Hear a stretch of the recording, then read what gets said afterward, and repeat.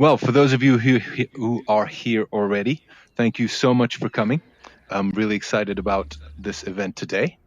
We're going to wait 1 or 2 more minutes just to let some other latecomers arrive, and then we're going to go straight in and present this event with our most esteemed guest, Steve, who I'll be introducing in just a moment.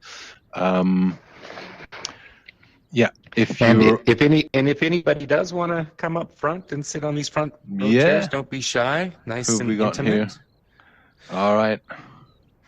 Who have we got? Hi, Kat. Welcome, Kat.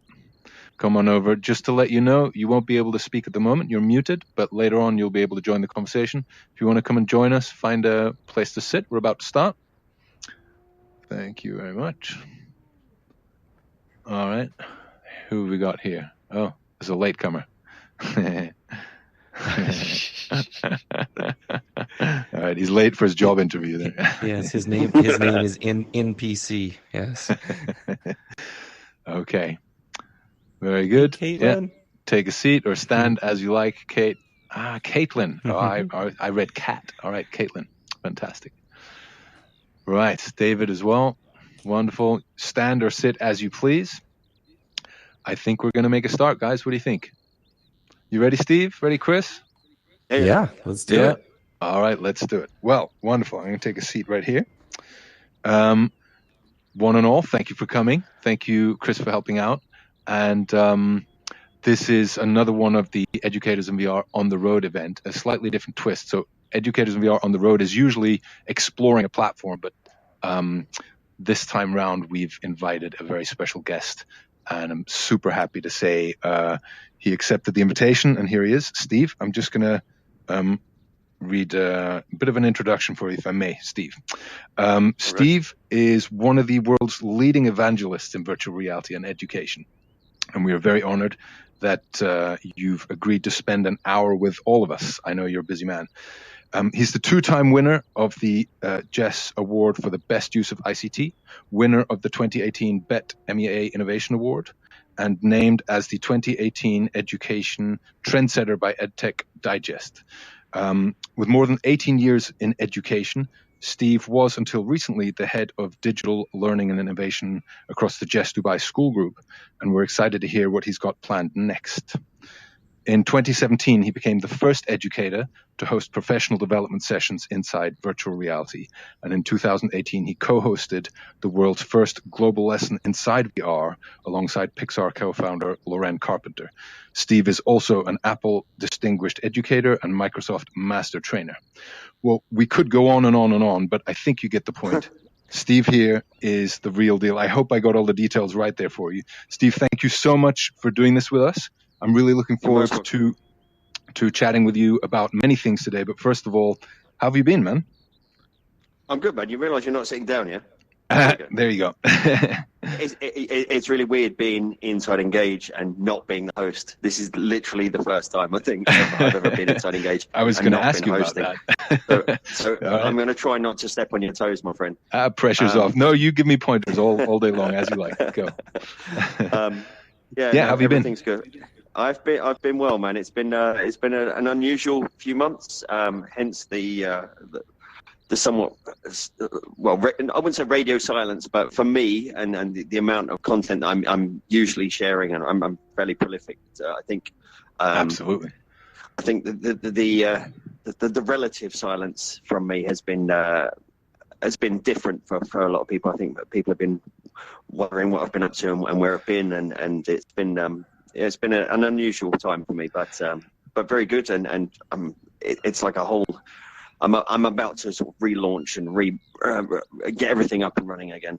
Yeah, well, I have a feeling there has been a bit of almost radio silence, but I can't imagine you haven't been up to something, and we're going to be covering some of that today. But do you want to say a couple of words about why that happened 3 months ago? Did anything particular happen, or you just needed a break, or? No, I mean, To be honest with you, there was various personal things that happened in my life. Okay. One of which, obviously, that you're very well aware of it was the passing of our dear friend Chris Yeah, Long. we'll be coming to that. Yeah, absolutely. And this, beyond a brief test with you earlier on and a brief test with Mike a couple of days ago, this is the first time I've been back inside Engage since hosting the memorial event. Which wow. So what's that like?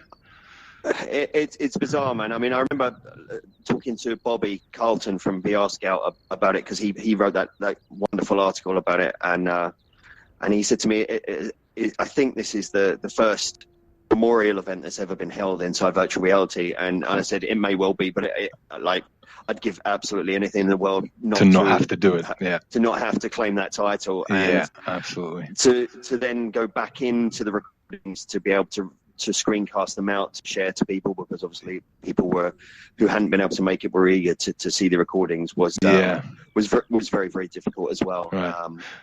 But you can, if you weren't there for Chris's memorial event, you can go on my site on virtualities.com, and you can access a screencasted recording. We didn't share the wishes of Chris's family. We didn't share the actual spatial recordings like we have done for some of the previous events. Yeah, absolutely. But the full recording is there, and I mean it was a remarkable event. It was. Can I just give a bit of context for the people? Maybe not everybody was there. So back in May, we lost a very, very good friend, Chris Long, who was working with Engage at the time, and closely with Chris and Mike here. And Chris Long was really one of the guys who glued it all together with you, Steve. A lot of the events he was there. He was in the UK, so I got to meet him as well in person. And from one night to the other, he passed away. And yeah, immediately the community responded, and Steve was able to put together an event in VR. A lot of people were a bit nervous about how it would go, but I think it's safe to say, Steve, it was fitting, it was right, it was beautiful, it was moving. Would you say? I mean, and thanks to Jay from Mixed Up Reality to have him facilitate Chris's family being able to take turns putting on a headset, and even Chris's children. I know that meant a great deal to them, and it was an honor to be able to do that for our friend. And very moving. And it was difficult off the back of that. I was dealing with some health issues of my own at the time, and obviously I was coming towards the end of my time at Jess after 11 years at the school, and it was a life-changing time for me, and it wasn't all positive because of events like that. So I used it, and this is partly why I've been so quiet over the last few months. You know, it was a chance for me to take stock of my own life and to reassess what was going on with my own life. And as I said, obviously at the same time, I was about to embark on this new venture. Which is where I'm at. After working in schools directly for 18 years, and the last 11 of which here in Dubai at Jess, which is the Jumeirah English speaking school group, was one of the most prestigious school groups in the Middle East. To strike out on my own as a freelance consultant. Yes, so I want to talk about that. I mean, we know a little bit about how it's led up to this, but so what's ahead for you now? What I saw on Facebook, a couple of hints here, a couple of hints there. I didn't want to ask too much, or on Twitter, I think.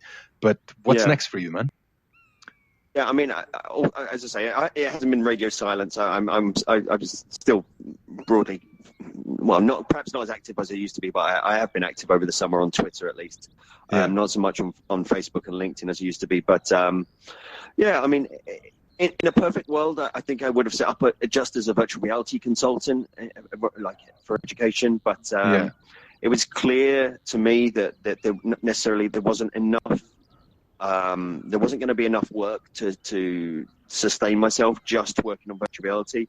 Plus, I would have been turning my back on a lot of opportunities to harness some of the other specialities that I've got, whether it be social media, or it be computer science, or it be the work that I do with Microsoft technology, or the work that I do with Apple technology. So I kind of cast a slightly broader net, and I'm blessed that I've barely even marketed myself. I'm already a retainer to 3 schools, so I've got a steady income.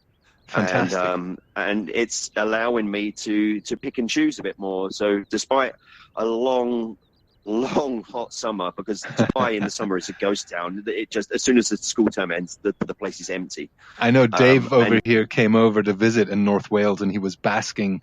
He was chilling in the Welsh summer. It was like being in a fridge for you, right? it's like 50 degrees, and no one's here. Like literally everybody I knew was gone, and I was stuck here because I had to get my license for my company. I had to then get a new visa and a new ID card, and there was all this logistics and paperwork that I had to deal with. So I stayed here all summer, dealt with all of that, but I'm already enjoying the freedom that it's affording me to be able to be my own boss for the first time ever. To be my own boss. And I think this is part of what you're working with, or is this part of the new work you're doing? Do you want to talk a bit about this? Over the last 3 years at Jess, we've hosted a conference, the Jess Digital Innovation Summit.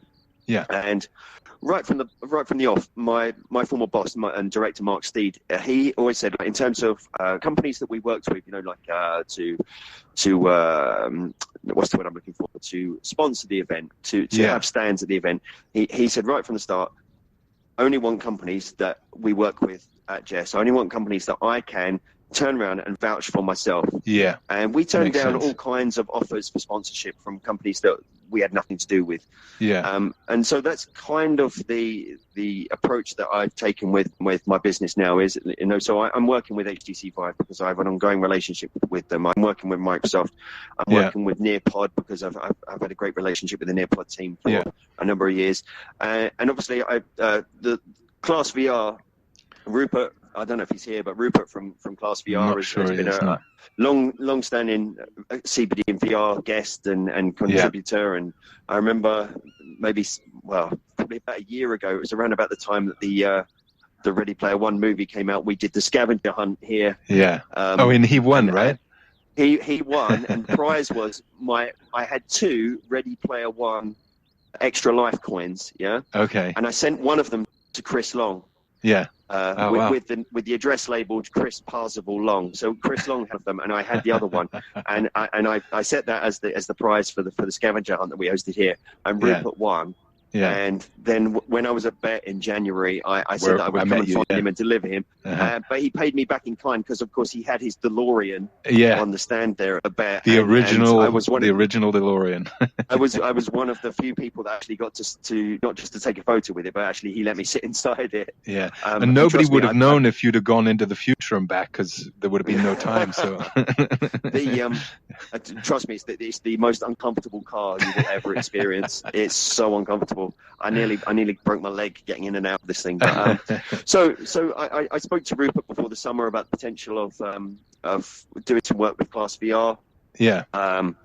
It's not Class VR. Just to clarify, Class VR is not something that we were using at Jess, but it is something that various people I know were using. Yeah. It was a product I was familiar with, and it was something that I could see the benefits of this kind of turnkey solution for education. We're using it as well at our college project in North Wales. I'm using it. I quite rate it. There's a lot of content, and the functionality of being able to screen simultaneously to and control that is invaluable. I think it's something that I've spoken to some of the guys at Vive about over the last year or so. I mean, at Jess, we were one of the first schools in the world to integrate iPads in the classroom back in 2011. Okay, so the original iPad 2s. And, this was myself and my friend Luke Reese, who I set up the iPad Educators website with, and we become ADEs together. And my other friend, Asa Firth, who went on to be the head teacher of that school.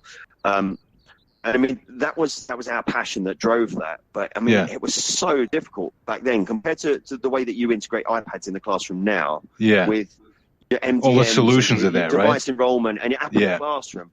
Back then, we wanted an app. You had to get all the iPads in a pile and go around manually installing it onto every iPad. It's kind of like Oculus Quests now. It's kind of like that now, yeah. And this kind of thing is kind of what I think is still missing with a lot of the VR hardware and the VR solutions for schools. Schools now, they're used to this. They're used to the Apple Classroom functionality of being able to lock all the screens or mute all the screens or see what everybody's doing. And you know what Class VR are offering through their platform for their portal is one of the only solutions where I've seen that in action. I know absolutely. Vive have got a little something in the works, although I'm not sure I'm supposed to talk about it. And there's Springboard VR over in LA. There's also they've got some third-party providers. Like third-party providers like VR Sync or Sync VR, where you can sign up with them for a monthly fee per seat, and it lets you maneuver. Yeah, go on. But what schools want, and I mean, I said this to the Springboard guys. What schools want is that all-in-one turnkey type solution. That you know, it's already complicated enough when they've got the hardware, which is very, very different to any hardware that they've used in the past. And then suddenly you've got to deal with Steam or Viveport or this or Oculus, or you know, there's all this software coming from all these applications. You don't want people feeling like they have to become a hacker to deal with it. Exactly. Schools want it to be easy, especially if you're not talking about more tech-savvy teachers like ourselves. You know, if the everyday biology teacher, if the everyday year 3 class teacher can't access the hardware, can't access the software, can't put it's not going to get hardware, used. It's not going to get used. Absolutely. And that's why it's quite interesting. As I mentioned, you know, I'm working with 3 schools already. Yeah. And two of these 3 schools have class VR sets. Ideal. And unfortunately, what happens in this part of the world, living here in the Middle East, is companies like Class VR, Nearpod, whether they're app developers or hardware providers, they find local resellers, and quite often what happens is then the resellers, they go into a school, they say, look at this, isn't it shiny, isn't it awesome, you want this VR, you know, you want to be innovative, and they sell it, and then they maybe deliver some sort of lackluster training, and then they disappear off into the sunset with their pile of money. And that upsets me. That upsets me because I feel that VR deserves better, and it's such a vulnerable situation, and you have the I feel responsibility when I'm introducing somebody to VR, especially consulting and taking money for it, to make you know, it's easy to sell something, but to provide it in a package where you know there's going to be return on investment and they're going to get the value out of it that deserves. It upsets me when I hear, oh, we bought some gear, but we don't know what to do with it. Yeah, and I think it's been more so in this part of the world when none of these companies are based over here. Right. They don't have support. Yeah. So, I mean, this is similar to, again, I'm going to keep drawing that parallel with the relationship I've got with Nearpod. In some cases, in both cases, I've openly said to them, look, I'm no salesman. I'm not here to sell your product. If I happen to be working with a school and you know, that they're after integrating VR, I can present this as an option. But it's not about that.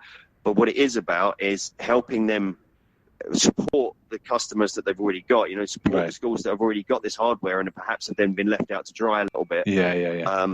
Or in some cases, I mean, again, and this is partly the nature of Dubai, is a very transient place. People come, people go. One of the schools I'm working with, you know, the lead for Class VR was I think their head of year 6. He was trained up. He was the kind of project lead and everything. And then at the end of last academic year, he went back to the UK. Right. So that, you know, the head was cut off and then they were left with a lot of projects are like that at the moment. You have one individual person. It's frustrating, and it doesn't help Class VR, but it also doesn't help us in general, the people that are trying to drive VR forwards as a medium for education. Yeah, indeed. So this is the type of thing that I'm going to be doing in terms Sounds great. My work with them. I know you have some other projects. Chris, can we go to the next slide? I know you have something to do with art. Is that right? Is the next slide, Chris? I think the art one. Yeah, I think so. Oh no, this is Fahad. Okay. Well, this is first of all, this is your logo, right? This is my logo. Yeah. Yeah. Congratulations on that. Logo. Yeah, Digital Inception Consulting. Yeah. Nice. Okay, so little story. Digital Inception. Yeah. Okay. I'll tell you the story behind that name. Please. Because I threw around a few different ideas for a name.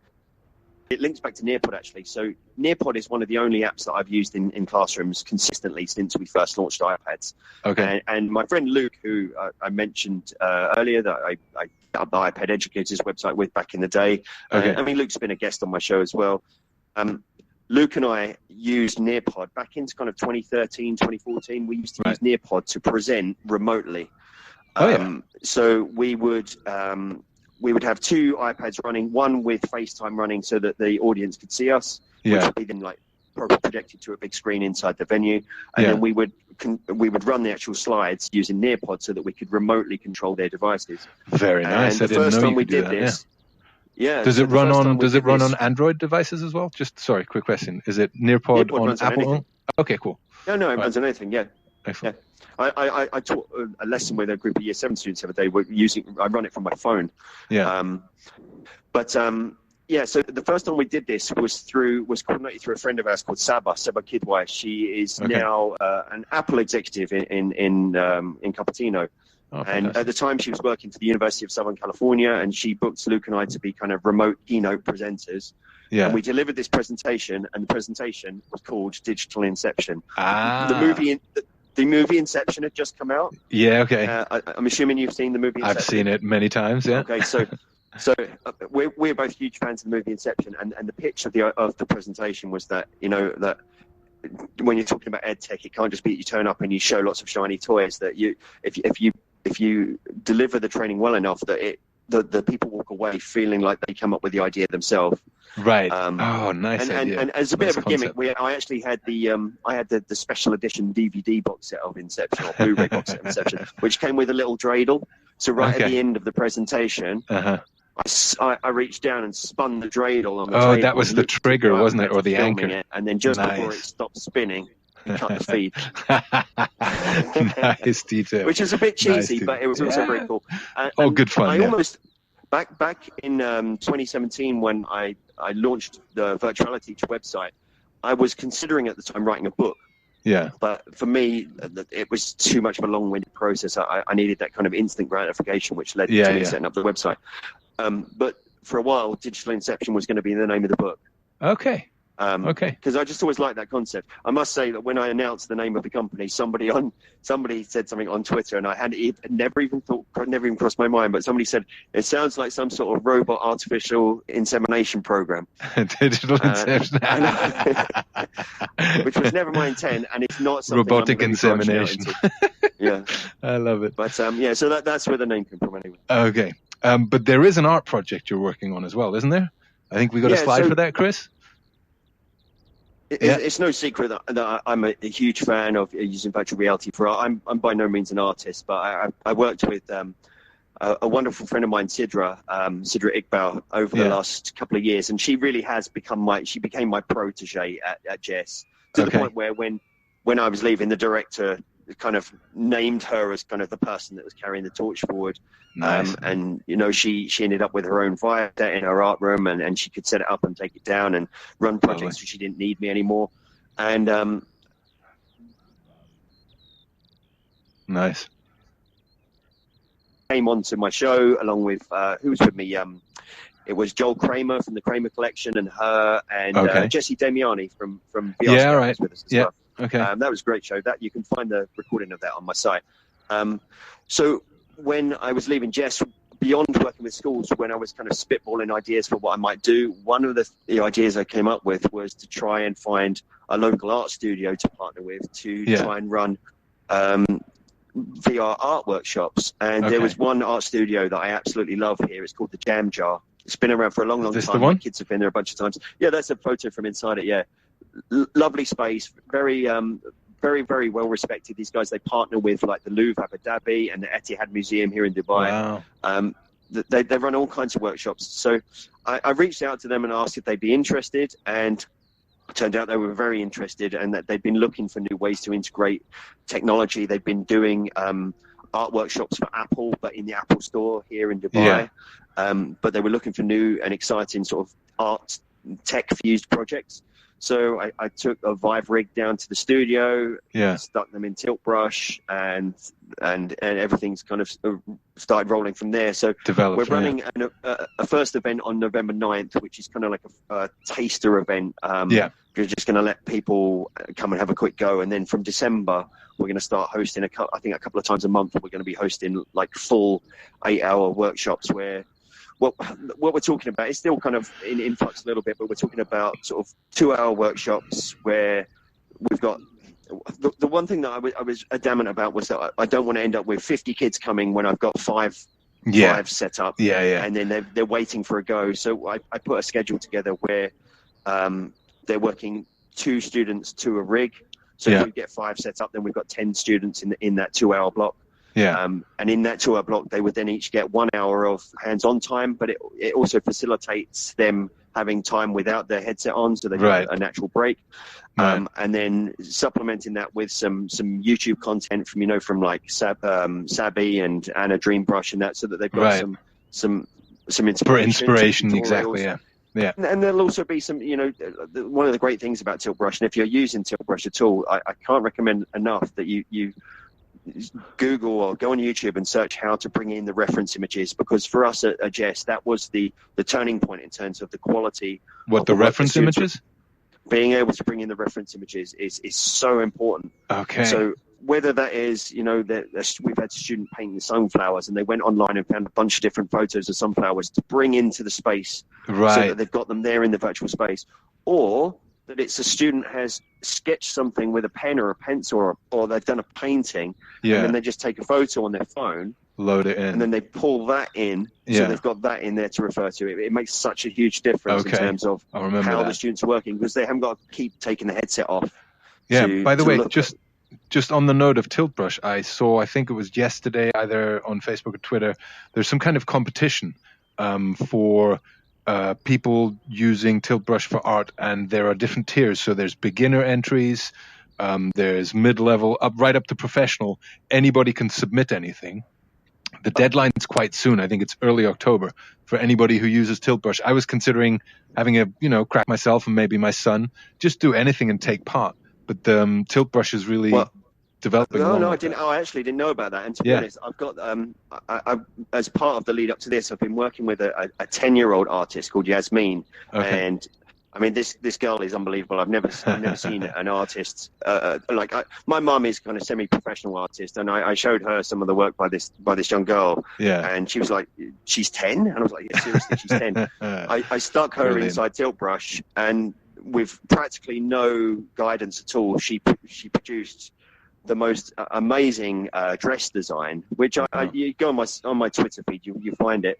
So when we were looking to do some promotional stuff for the events at the Jam Jar, and they said, it'd be good if we had some video. I said, hang on a minute, I've got the perfect kid to do this. So it was a week ago, actually. It was this time last week. She came and we filmed her, and she did another dress design, which was even more amazing.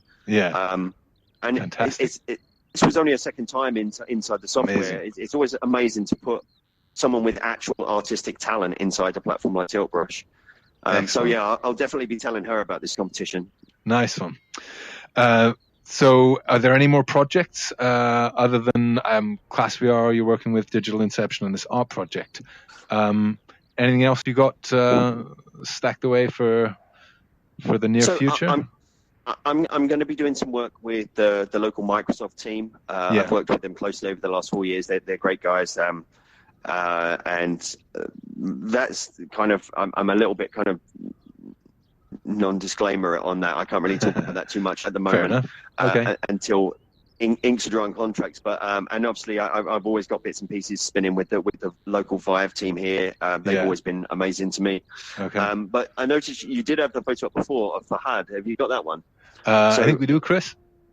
We had Fahad on my chat show live from Dubai. I think it was April. Yeah. It was the one with the where we sung Happy Birthday and we had all the bunnies on the moon. Yeah, there we are. Yeah, Fahad there. So Fahad, although he's technically that Kandora he's wearing, the white one is the Emirati one. It's the Dubai Kandora.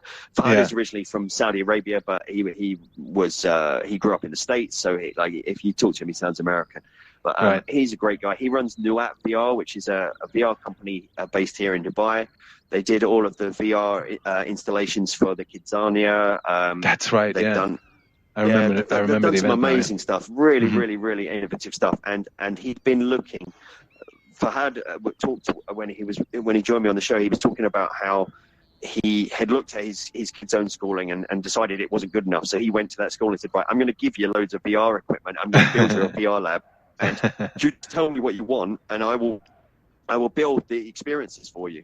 Yeah. And so he's still broadly working on that project, and I've been talking to him and about various opportunities there. So hopefully there's going to be something we're going to collaborate on there. And nice. Fahad is a very, very, very smart guy, and he understands what we were talking about earlier. That kind of the solution, that turnkey solution. Yeah. You know? It doesn't work if a hardware developer is turning up at a school and says, "Look, I've got all these awesome headsets. Do you want some?" Yeah. Because then you're left with headsets with no content. Similarly, if the content developers are trying to sell you content, but then you've got to worry about also the headsets or the laptops. You need the packages, right? You need the the ready packages.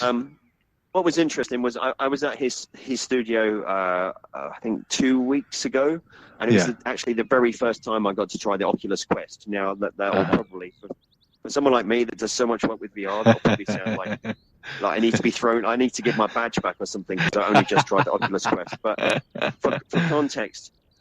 And I've said this at events before. I've said this in many events before, and many times inside the events I've hosted in Engage. Oculus has next to no presence in the Middle East. It never has. The Oculus Rift never launched here. The Oculus Go never launched here. Yeah. There's a Facebook office here, but they just don't value this market. Yeah. Now the Quest has launched here. Okay. If you go into the Virgin Megastore in Dubai Mall, they have a couple of Quests on the shelves in the Vive section. There's a big with Vive logos because Vive's everywhere. Yeah. I've had the whole region just on lockdown, but there are some Quests there. The catch is that they're double the cost of the American price. Okay. They're literally double. And you're not only paying double, you're paying double to buy something where you're not going to have any local support either. So, for example, like earlier on, we were talking about the fact that like one of my, because I'm on my Vive Pro that I got last year, but I'm using my original Vive controllers from my first Vive. Yeah. And one of them, one of the buttons has started to back up. So, I WhatsApp Nicholas from Vive, and I was like, look, I've got a faulty controller. Yep, fantastic. I'll speak to our team, and we'll source a replacement. Even if I bought that Rift at that marked up price here, I wouldn't have the same level of support, which worries me, and especially worries me for schools. But of course, Fahad's importing them from the States because his company have offices all over the world. So he represents them in some way. Then, he's bringing them in batches, and because he tried it, and to him this was a brilliant option. You know, in terms of that all-in-one ease of access solution for schools. Mm-hmm. It's just I know I echo the feelings of a lot of people if I say that it seems a shame that Oculus just don't seem to be interested in the education sector at all. I mean, they have an Oculus education I think group, Facebook page, Twitter account, and everything. And I've seen a couple of people. The Oculus Education Facebook page is run by Michael Fricano. It's not nothing. No, there is something else. I've seen something else that seems official by them, if I'm not mistaken. I know the one you mean. I know there is an Oculus Education, but I've seen some Oculus Education official accounts. Maybe it's Twitter. Maybe. And I know that they are running some programs, and so I was communicating with somebody who's running a program with them or had some kind of support. But yeah, you're right. It's not. They're not promoting it's not the priority. Exactly. It's not the priority. You know, it ultimately it's Facebook, isn't it? Their priority is going to be, and yet this Project Horizon, isn't it? It's going to be social. They're desperately trying. And yet, I mean, outside of where you are, the Middle East or Dubai, in Europe right now, where I'm operating, I'm consulting with various schools and universities and colleges, and Oculus Quest is a sound recommendation. Even though Oculus isn't openly supporting education, there's a bit of content here, a bit of content there, and yet still the Quest, is a really sound option at the moment. It's not the only one, but it's definitely viable. No. Yeah. Okay. Now, if I'm not mistaken, hi Elaine. Who's Elaine? Elaine Long? Is this Elaine Long? Oh no, that would be Elena Long. Sorry. Okay. All right. Feel free to stand if you like. You can also sit if you like, Elaine. That's all right. I think we've got something. It might be the next slide. If that's slide 7, this is something I'm quite excited about. Is it? What is it? Well, my logo. The last one. The last one. Oh, okay. Yeah, because I'd like a bit of backstory to this. Back in December last year, I had just bought my Rift. and I was able to access your Engage event before Christmas. And I think there was an issue with it, and people kind of sided off to another event with Chris Long, and I met Chris Long there. But I sat for an hour in my Rift in one of your CPD events, and I came out and I sat for about another half an hour afterwards, because it was the first really immersive meeting like this I'd had, and that was a turning point for me. And that was your CPD event. And I think, if I'm not mistaken, they're coming back. Are they coming back? We're coming back, man. We were always coming back. To be fair, it was. I had so much going on, and Great news. as I mentioned earlier, after Chris's memorial, it was kind of hard for me to even pick a headset up, let alone come back inside Engage for a while. It was always going to come back. I'm kind of annoyed that I missed my second anniversary event. We did that big at the end of the first year. We did that massive 6-hour event with Albin Graylin and Bob Fine and Charlie Fink, and it was awesome. And I was in the midst of early stage planning for an even bigger event for my second anniversary in July, and that fell through because of obviously the sad events with Chris. And so then things were left over the summer. I've moved house as well, so there was other stuff going on there. But it was always going to come back, and then we booked this, and so I thought, right, well, let's use this as the medium to announce the return of my own events. This is kind of the start of season 3, if you want to call it a season. It's the 3rd year, and now I've been running these. And the email's just gone out, right? Because So the email goes out to just the way I've always done it. The email goes out to the previous attendees and to anyone that's subscribed to virtualityteach.com. Now, the problem is this is the first time. This is what I was dealing with just before I jumped in with you. Yeah. This is the first time I'm sending these emails from my new Outlook account. Okay. Rather than my old Jess email account, and I've had a lot more bounce backs. Right. So I'm in the midst of setting up a MailChimp mail out as well, just to try and, because I think there's a whole bunch of people that didn't get this email. But I will be. I always give kind of previous attendees and subscribers about 48 hours head start, and then if there are spaces left, which to be honest, that mailing list is about 1,000 people strong now. So I don't often have. Because obviously we have a limit to the number of people we can bring inside a room. Sure. And we really have pushed that limit inside Engage in the past. So do you ever think of streaming it? Is it possible to stream it to like YouTube? People could watch it from YouTube or something like that? We've considered streaming it. Obviously, it's extra pressure on my bandwidth. Production. And again, if I was streaming it, then it would be streamed from my point of view. So suddenly you need somebody else streaming it somewhere else, and it becomes more complicated. Normally, what I do is like we're doing now, we do a spatial recording, and then afterwards I share the spatial recordings, and then I screencast the recording out for YouTube. So if you've not been to any of my events, the one that I recommend more than anything, because it is absolutely life changing, is about 6 months ago now, I had the absolute honor of interviewing Tom Furness, the grandfather of VR. That was about an hour and a half. And if you go onto my site, you can find not only the recording of it, but you can find the Engage files. So you can actually jump back into it. You can sit on the couch next to Tom if you want to. Furness, or you can sit in the audience. Can I just add a little bit to that? That's amazing. I was at that event, and I'd never heard of Tom Furness, other than I think on your I'd read about it on the release for the event. Went to the event, and he was talking about the Virtual World Society, right? And I hadn't heard of that. And within 5 minutes of the event being over, I'd signed up as a member. And I just wanted to join Virtual World Society. He was telling them about what we're doing for educators in VR, and ended up being contacted by Ava, who works with Tom. And long story short, essentially, we're working to collaborate with the Virtual World Society and educators in VR, what we're doing. There'll be more details about that coming out, but thanks for the introduction to Tom. I met him actually at AWE in San Francisco. I know you met him, It was amazing, absolutely amazing trip, lovely guy. So there'll be news about that as well. Fantastic. Excellent. So we're coming back on October 17th, and I apologize, Daniel, because I've since found out that I think I'm clashing with one of your events, but I think you're after mine. I think we do have an event, and yes, we are. We are always after you because of the time zone. So no worries, and feel free to give us a shout out. Yeah, of course I will. Yeah, of course I'll be sending everyone across to you. So I'm coming back. Obviously, we in CPD and VR, I've done presentations. We've had guest presenters. I've done panel discussion. But one thing that we did after that first year anniversary event with the big 6 hour thing, Yeah. Chris Long and I were hanging out in Engage afterwards. I was like, we need something new, we need something different, we need something fresh. And between us, we came up with the chat show idea to do this live from Dubai chat show. And they're always fun, and you know, they're loose, and we always have some fun at the end. So I reached out to these three. Oh, you can see up here. But, Dr. Angelina Dayton. VR lady, Dr. Angelina Dayton. She's been making some real noise on social over the last few months with work she's doing in the Cherokee Nation.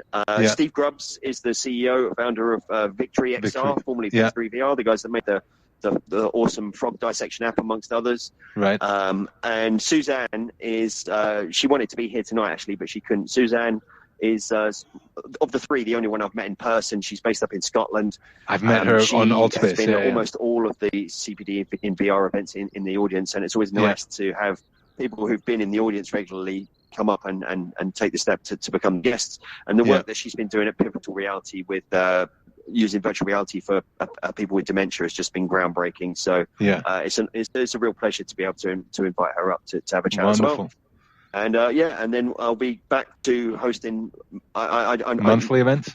Monthly events. I can't match the schedule that you've got going, man. But, I'll be doing. We've got a team though. We've got several people doing events. Exactly. So. So, no, this is everything CPD and VR is. I mean, it's all coming from me, but I mean, there really has always been the four of us. It's been myself and Mr. Madsen over here, and Mike, who was here. Mike Armstrong. Still is. Mike Armstrong. Oh, there you go. Yeah. And then obviously. We are down because we know we have Mr. Long with us. Man down, we still have a group chat. Four of us have a group chat that goes back probably the better part of 2 years. Yeah, and Chris is still on it. On the day that Chris died, the one thing that we all said straight off was this group chat does not get closed ever. So it always, like, whenever I go to it, it always says like Mike Armstrong +2, and for us, for me personally, it's just nice to think that getting goosebumps. He's still there, man. You know, he's. I mean, and it's crazy because, just to reference something else that I just mentioned, like the I did a demo. I can't remember who it was for. I did a brief Engage demo not long after Chris had died, and I loaded up the Tom Furness recording. Yeah. And I was sitting. It was weird because I was sitting on the couch next to Tom Furness, watching myself over there interview him. Yeah. And I could just see this figure flickering around in the background, flying up on the chair and everywhere. Yeah, he was taking pictures. And it's Chris, and it's this 3D recording of Chris with his own face on. Yeah. Moving around, because he was always like my unofficial cameraman taking all these photos. And it was both the most heartbreaking thing and the most uplifting thing at the same time. It's like when you have a dream of the person who you've lost or something like that, and it feels so real, and then you wake up and, it was only a dream. Like, Madsen has dozens and dozens of these spatial recordings with Chris, you know, so when Chris's kids are older, they're going to be able to, like, step into VR and their dad's there. That's amazing. That's a whole new, that can only happen with virtual reality. Well, we're hitting Tony Stark level when you start doing stuff like that, aren't you? So, October 17th is always free, always fantastic. Fun. And got some great guests coming on, and see what you get up to after that one. Excellent. And hosting events again. Yeah. Fantastic. Great to have you back, Steve. It's amazing. Fantastic. Thank you. We've covered a lot of ground, and just want to, before we, let's go to questions. How about we do some questions first? Right. Essentially, if you have a question, let me know. Raise your hand, and I will, or a comment, or you want to say hello to Steve. Just can be anything you want. Anyone want to contribute anything? Otherwise, we've got Caitlin. Let me switch Caitlin. There you go, Caitlin. You should have a mic now. Sure. Can you hear me okay? Yeah, hi. I can, and Chris is pointing an arrow at your head. Hi. Oh, okay. Hi, Steve. Hi, everybody. Hi. I've been taking some pictures in surround. Fantastic. So I'll tweet those out after, and I just want to thank you for this fireside gathering. I love it. Yeah, and I'm gonna have to jet in a few minutes actually because I have family visiting this weekend. But I wanted to just, I guess, ask you about the tenor, what you find, Steve, and maybe Daniel too. I know we've all taught internationally at different schools worldwide. Um, and I guess, you alluded to it, Steve, talking about kind of being on the fringe sometimes with the way that things roll out. I was wondering, thinking about global, sort of like the way international schools and maybe some of the schools in the States are supporting VR rolling out and some of the programs in China. If you've seen anything happening, I don't know, sort of like these small pockets of schools moving together, if there are any consortiums of schools that might form a conglomerate together to support some of these VR initiatives. And then I guess the second part of this would be, learning is lifelong. So what do you see in terms of stewardship for adults that might also be in that international sphere, if there's anything happening that you've heard of, maybe with clubs or organizations that might steward that to have it grow even bigger? I'll let you go first, Steve, but I've definitely got some pointers for that as well. After you. Yeah, I think it varies obviously from country to country. In the States, you're somewhat bound by your district system. Yeah. And to a degree, you get that here. The largest school group in Dubai is the GEM school group, which, as I was corrected during a panel discussion on stage the other day by the head of innovation from GEMS, is the biggest school group in the world, apparently, not just the Middle East. Wow. Okay.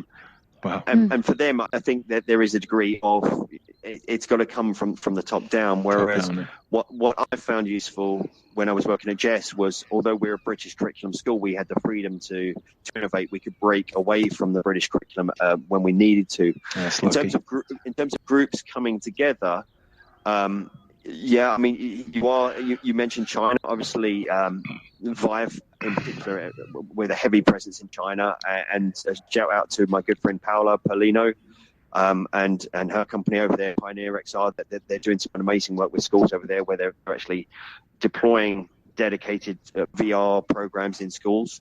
But we are still at the kind of pockets of excellence stage. You use the word pocket. It is still broadly that right now. It hasn't hit mass adoption, and I think until the word that I always go back to is the word Alvin Graylin used during the keynote with me a year and a half ago. He was talking about friction and about the amount of friction involved with VR adoption.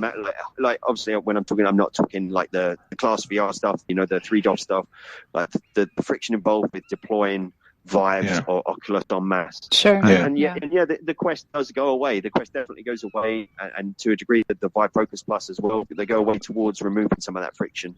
Yeah. It doesn't by any means remove all the friction. Yeah.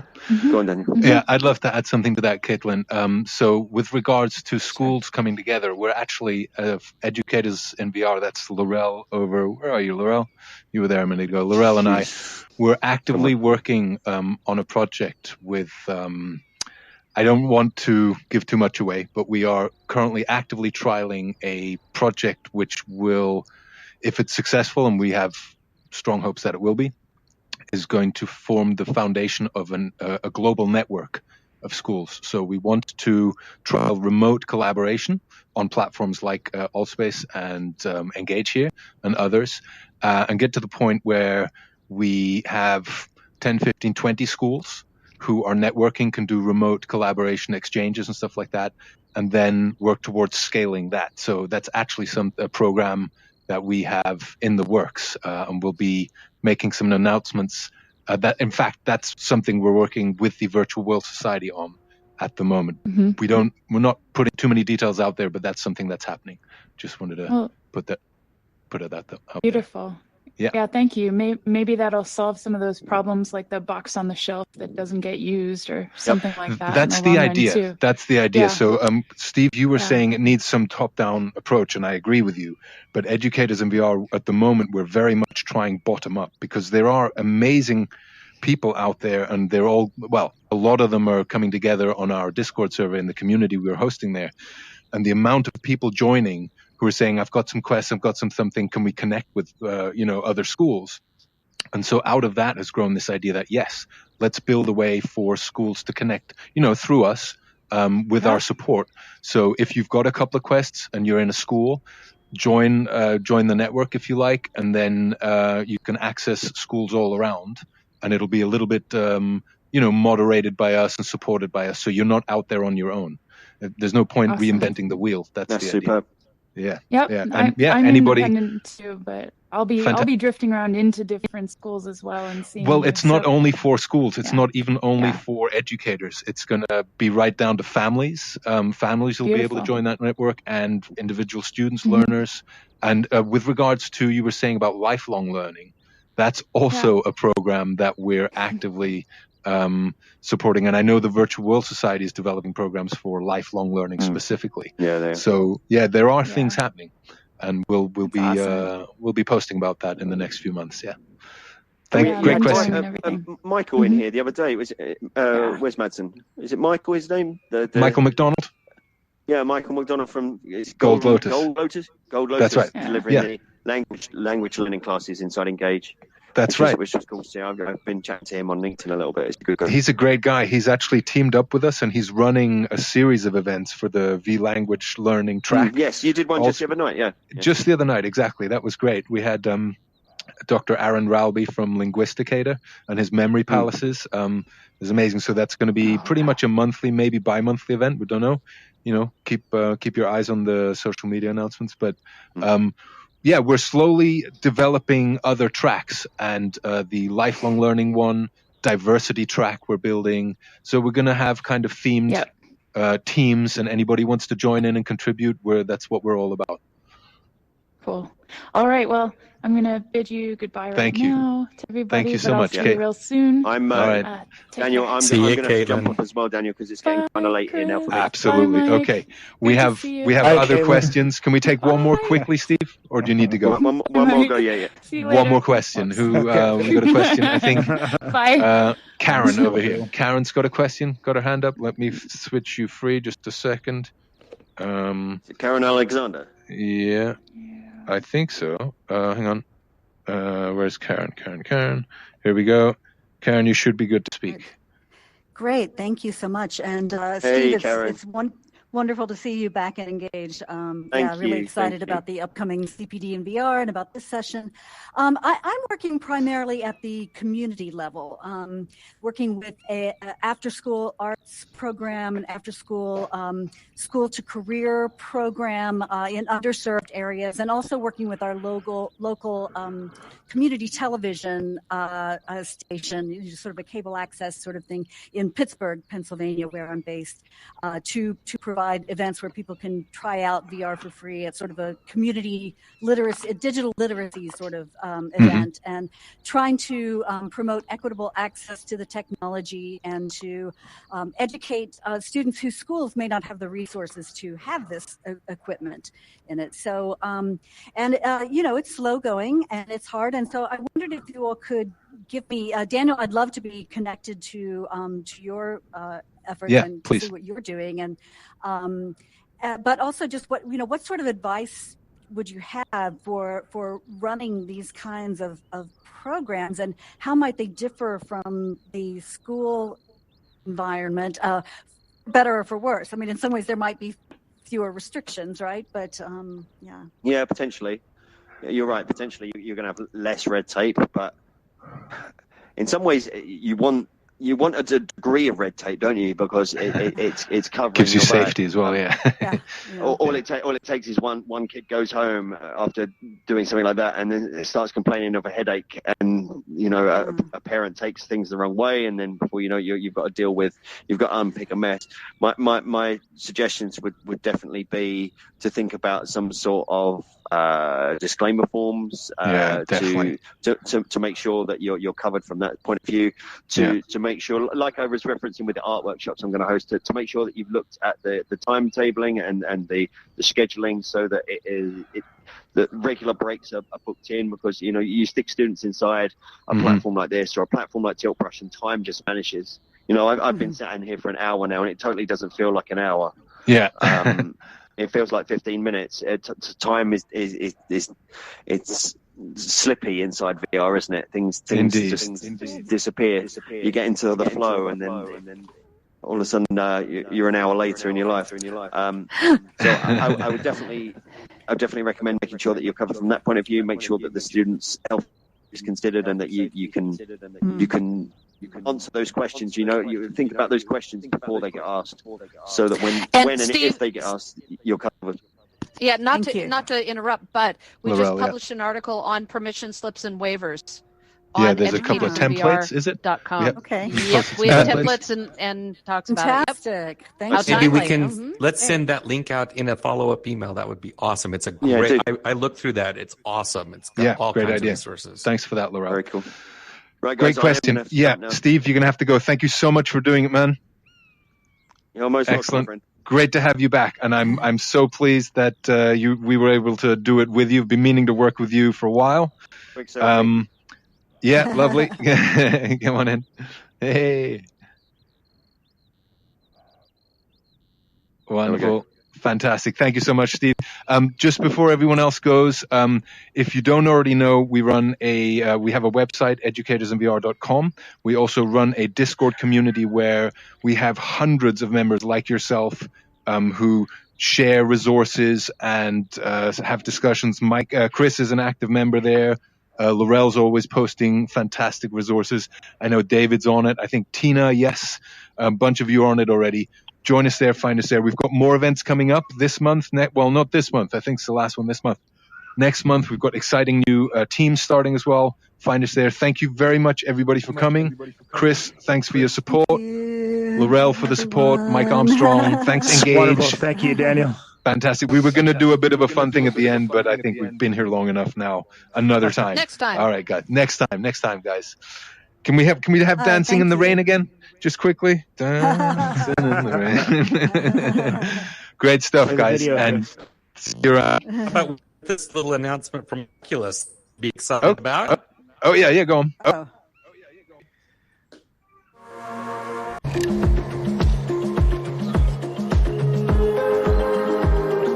That's going to be amazing. That's going to be amazing.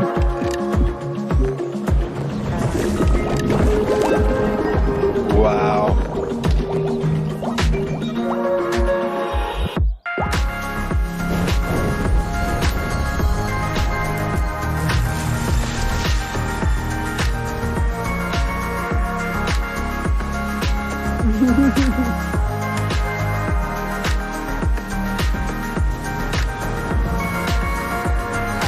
That's going to be great.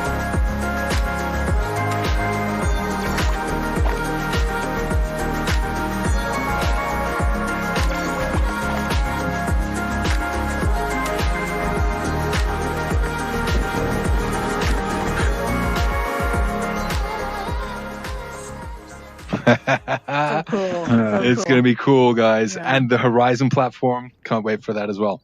Again, thank you so much, everyone. See you again soon, and see you around in VR. Excellent. Thank you. Awesome. Thanks, everyone. All right. Thanks. See you guys. Bye, guys. All right, Laurel. Yay. The rain is a lovely touch. I love it. It is. All right, just thought I'd hang and see if... Chris, I sent you the link through Discord. Lovely. Oh, awesome. Laurel, just to let you know, we have spatially recorded this, and I will be able to go back tomorrow, maybe in 2D, and cut out a movie from it, so we can add it to YouTube as well. Great. We still have to edit the last one we did too, so that's on the list. Yeah, yeah. I know. The work.